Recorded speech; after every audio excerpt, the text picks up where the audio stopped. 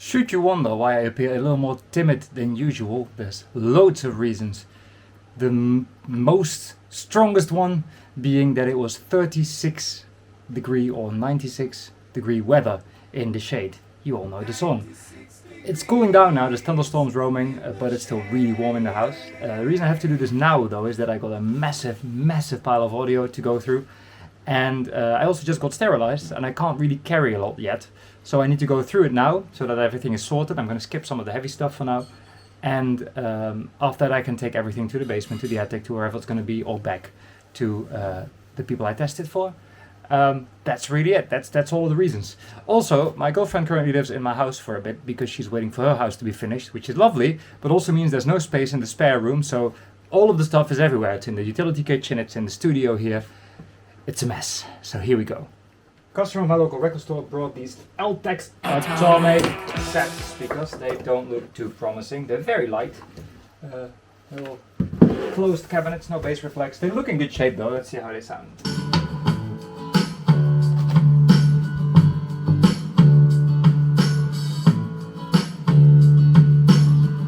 Yeah. The average stereo rack system speaker sounds better than this. There's 4 of them because he brought the whole surround rig. So we have 4 of those, a center and a sub. Let's go. Predictably, there's the other 2. Just gonna quickly test them as well. Really not great, but they work. So onto the center. Haha, gotcha. It's not the center at all, it's this Philips 780 stereo system. These are really cool. They are from Denmark, or at least Scandinavia if I'm not mistaken. It's slightly different units than you're used to from Philips. This is just a speaker, you can store your stash of whatever in here. This has an amplifier in the top. This really does not want to go back. Come on. Is there a system here? There is. There we go. Now these are cool, if they work. Same customer, by the way, who brought this in. They sound remarkably large for their size. Ik kan je altijd nog terug over.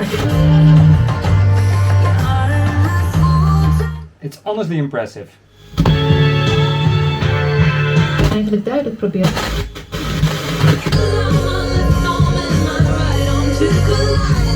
Can't play it long, obviously, but these sound ridiculously good for what they are. The small MFVs, the emotional feedback speakers, are no better than this. I really never got why they was such a big success. They have a phono input and a tape input, so with just these 2 little cubes and a tape recorder or a record player or both, you have a complete stereo system and it actually sounds good. Still not the center, it's actually below this, or it was obviously, because this is now here. This is a Yamaha stereo system, tiny little thing. CD players on these are not the most reliable, but other than that they are pretty good. Same customer again. Oh, there you go. Won't open. Told ya. Sometimes a little slap is all it needs, right? There we go. That's not advice on how to raise your kids, by the way. Let's see.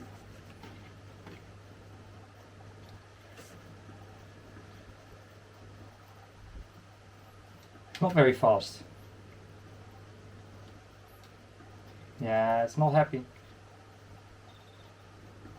It is reading though. Now why is it so quiet? Oh, it stopped playing again. It's hooked up to CD, yes. No, I'm just being stupid here. I may have just hooked up an amplifier to an amplifier. So, yeah. Take 2 now without massive failure. Let's try the radio first. Okay, there you go. Now what up with that CD player? Because it did seem to try, but then it stopped and it's not reading very quickly. Okay. So why did it stop?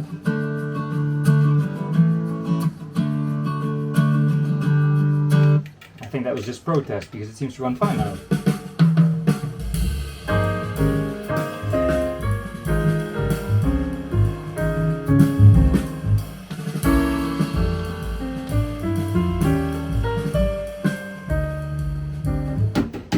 It is a bit sensitive. it crashed. Okay. I'm gonna give it a clean, I think, and see if it figures its stuff out. But at this point, I'm not completely convinced of this one. Sticking and clicking. No disc. Yeah, there you go. Let me give it a clean, see what happens. This disc is not that bad. It's not particularly clean. It is our testing disc after all, but let's see if a clean helps. It's quite nice looking on the inside. Let me tilt it.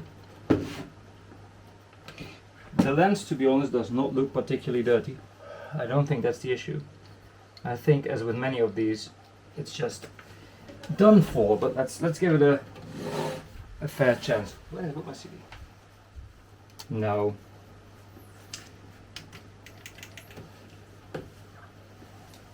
Click. It keeps giving up and retrying, and then eventually it may read. No, just giving up. So, yeah, as I said, these are not the most reliable CD players. So this one, alas, end of life. And there is finally that sub I promised. It looks a little better. Not much, to be honest, than the satellite speakers. I expect this to sound equally hollow. Let's give it a shot.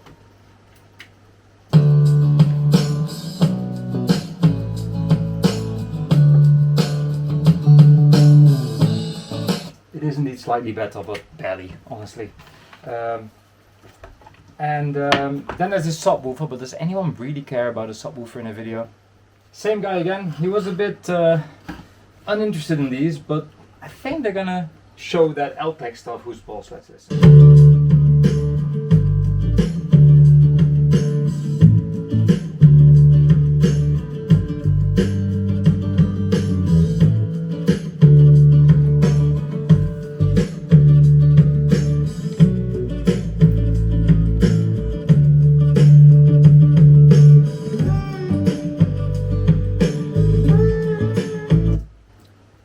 Or maybe not. I mean, that wasn't great either. But if you sell these with like a record player with a built-in preamplifier, this is a pretty nice little setup. It has some of the highs, some of the mids, and all of the lows, so someone's gonna love it, right?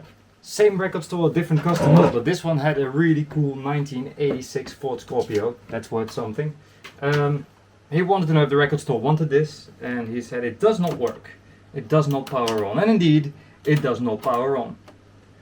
Also because I didn't plug it in, but if I would, it probably still won't power on. Let's see.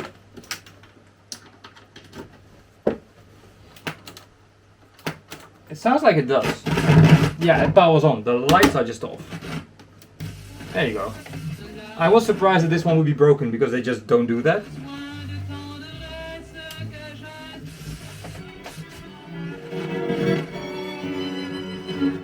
Okay, so that works. Let's get a tape. Oh, sorry. I mean, I could try the tape, I guess. Let me see if it runs at all. It does.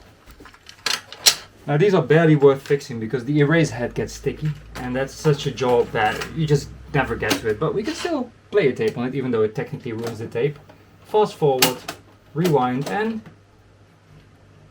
not much.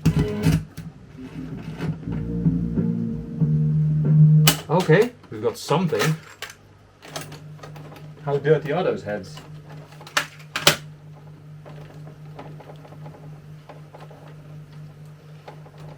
Not much is coming off, but they feel super rough.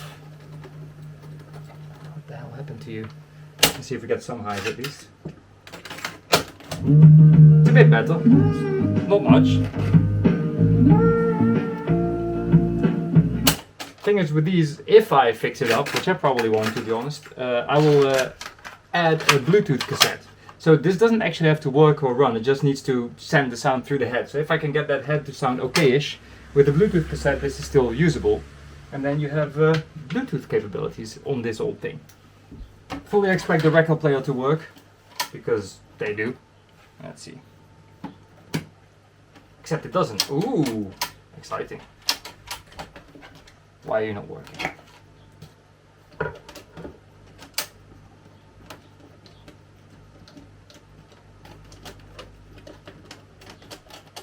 Now, the speed control on these is electric, so very often it's just a dirty switch that causes the motor not to run. In this case though, I'm not sure, the motor's not stuck at all.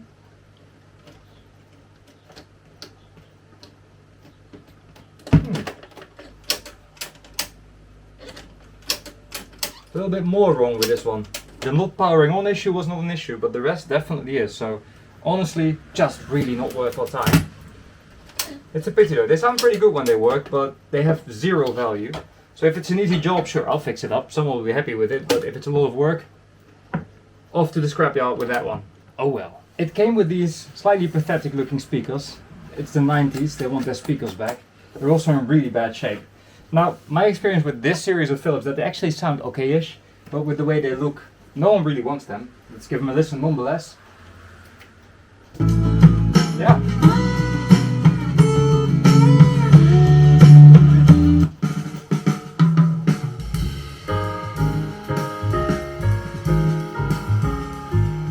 Honestly, a lot better than those Eltechs, but they look, I mean, what am I going to do with you guys? Probably give them back to the guy they came from, to be honest.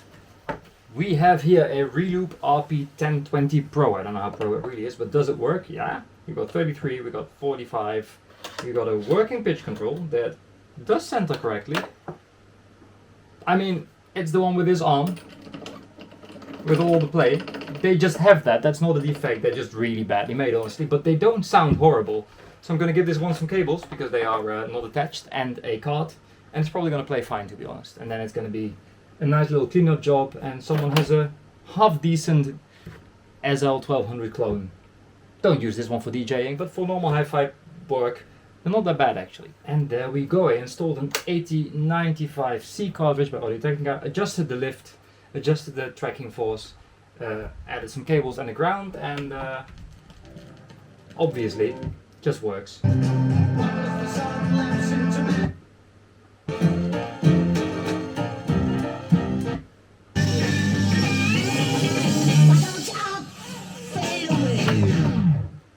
Nothing to do here. Here we have a little Sony TC 108 reel-to-reel recorder. No worries about this missing knob. It is there. It is in two parts, but it should be fine.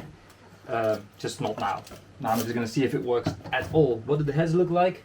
Honestly, not too bad. These are not unreliable, but they are obviously 50 something years old. So what do we get? Hey, it's running very noisily. Missing knob. I can just go like this. I hear noise, so that's a good start.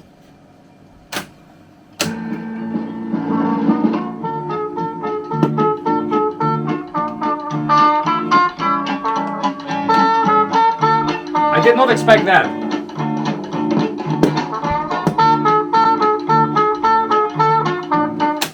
It runs absolutely fine. Bit noisy, but fine. Sounds alright.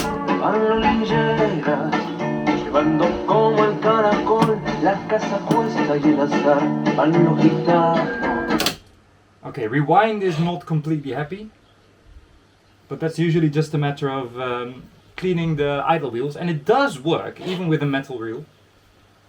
If I work this well when I'm 50 something, I'm quite happy. Let me see if I can get this thing to record as well. I haven't found any inputs yet.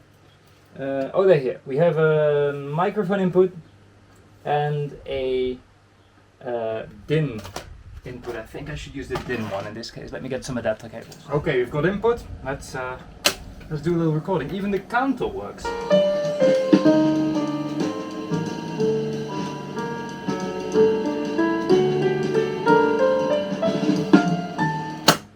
Now, moment of truth. Will this old beat up thing record? Well, I think that's a yes.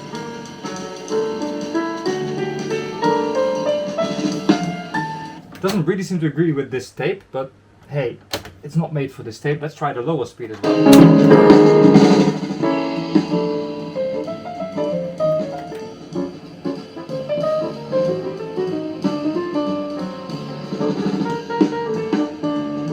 Slight distortion is because it's a DIN level input. It's not really made for line level, and I did turn it down a bit already, but probably not enough. It's fine.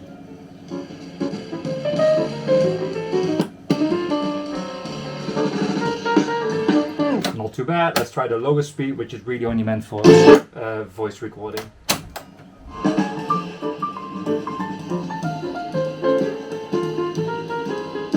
And let's also try the other track. It's a 4-track machine, but it's mono, so you can only switch. Okay, here we go. Oh, that's still the old recording. I get nothing. Let's try that again.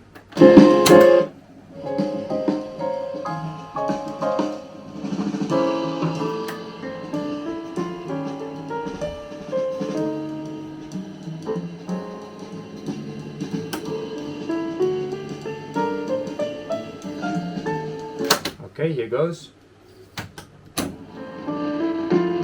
Yeah, don't expect too much from that speed. And the other track.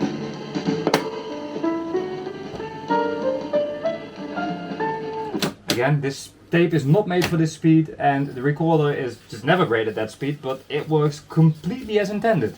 And I had to do exactly nothing to it, so honestly, I forgive it the noise. This is really impressive after all these years. Well done, little Sony. Awesome. And because I want to make sure you all sleep well tonight, here is that other knob that was missing. It's all there, just this is falling off, so I need to glue that on, because I don't want to lose that, of course.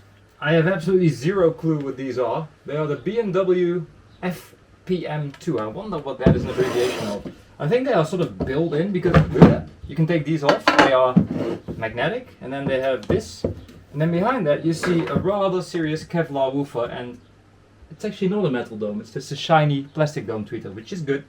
Bass reflex, how do they sound, if they sound at all? Oh, something's unhappy. Oh, they are not happy. Ooh. Tweeter, what's a tweeter? Well, those are dead. Can I wake them up? Nope. I'm sure these were once great, but those tweeters gave up the ghost, and that makes them kind of worthless. But they're kind of cool little two-ways. I don't know what these are for. I think indeed a wall mount surround system. Probably quite serious, but also seriously broken. Now that's cute. It's a Philips B-ampli, but not the usual one. I've never actually seen this model before. Let's see if it works. I love how the abbreviation for the FM band is F/U. You do with that as you please. What do we get?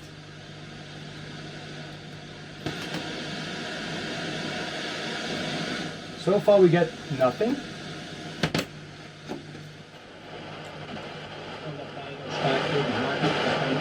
Mit dabei sein in der kommenden Nacht.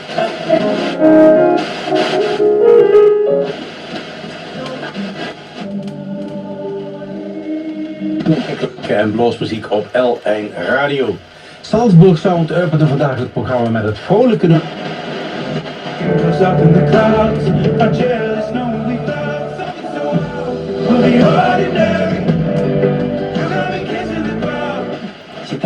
Pour vos messages les amis, vous n'hésitez surtout pas, 30 63 50 centimes le SMS. So it does work. Let me see if I can get radio 1, just because I can.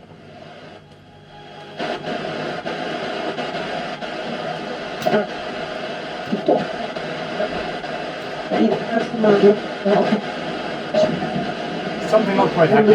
Arnaldi staat nu in de tweede 2-2, wel wat meer intensiteit.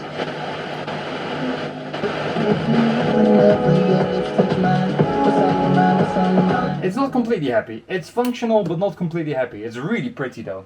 This B-ampli. What's the exact model number? This is the yep. Oh, there it is. B5X34A/54. It's a new one to me. It sounds very mediocre, but then these tend to do that. It was never the Philips that sounded great. It's been a long old day, but me and my tea got to editing this video, as you can see. I made it to this point. It's a long series that because there was a lot of stuff coming. But that was part 1, and see you again in 2 weeks for a part 2 of this series, or maybe something else. Who knows? You'll see when you get back in 2 weeks. See you then.